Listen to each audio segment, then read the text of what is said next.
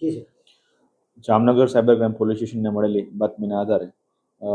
આ કામમાં એક જે વ્યક્તિ છે જેને પોતાના પેઢીનું એકાઉન્ટ બેંકનું એકાઉન્ટ જે છે પેટીના નામનું એ એકાઉન્ટના માધ્યમથી જે સાયબર ફ્રોડના જે નાણાં આવતા હોય તેનું હેરફેર કરવા માટે પોતાના બેંક એકાઉન્ટનો ઉપયોગ કરેલો હોય અને બીજાને કમિશન પેટે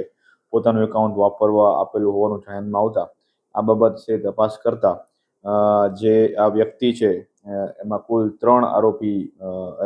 અટક કરવામાં આવ્યા છે આ ગુનામાં, જેના નામ છે કનૈયાલાલ ખીમજીભાઈ સભાયા, લાખા રાણાભાઈ ચાપડા અને રાજકુમાર મુકેશભાઈ ચાપડા. આ ત્રણેય આરોપીઓ દ્વારા ભેગા મળી અને આ પ્રકારનું કૃત્ય કરવામાં આવેલું હતું, જેમાં કુલ મળીને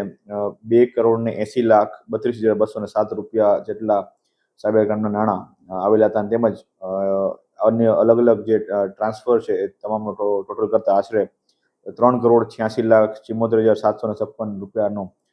લેવડ દેવડનો જે સાયબર ક્રાઇમના નાણાંનો એને પોતાના એકાઉન્ટ મારફત કરેલ હોવા બાબતનું જામનગર સાયબર ક્રાઇમ પોલીસ સ્ટેશનમાં 6/2026 ભારતીય ન્યાય સંહિતાની કલમ 317(2), 318(4)61(2) તેમજ ઇન્ફોર્મેશન ટેકનોલોજી એક્ટ 66D મુજબનો ગુનો દાખલ કરવામાં આવેલો છે. આ બાબતની તપાસ હાલ cyber crime police station Jamnagar ખાતે ચાલુમાં છે. તેમજ પ્રજાજોગ સંદેશ એ છે કે જ્યારે પણ આપને કોઈ લોભ લાલચ અથવા કોઈ ડરાવી ધમકાવીને આપના એકાઉન્ટની વિગત માગે અથવા તો આપના એકાઉન્ટનો કોઈ મિસયુઝ ના કરે એ બાબતનું ખાસ ધ્યાન રાખવું, અથવા તો આપના એકાઉન્ટ માટેની કીટ કોઈ માગે એ કોઈ ગુનાહિત પ્રવૃત્તિ માટે આચરી શકે અથવા તો એના માટેથી યુઝ કરી શકે છે. તો આવું કોઈ પણ વસ્તુ ધ્યાને આવતા 1930 જે સાયબર ક્રાઇમની હેલ્પલાઇન છે એના ઉપર તાત્કાલિક સંપર્ક કરવો.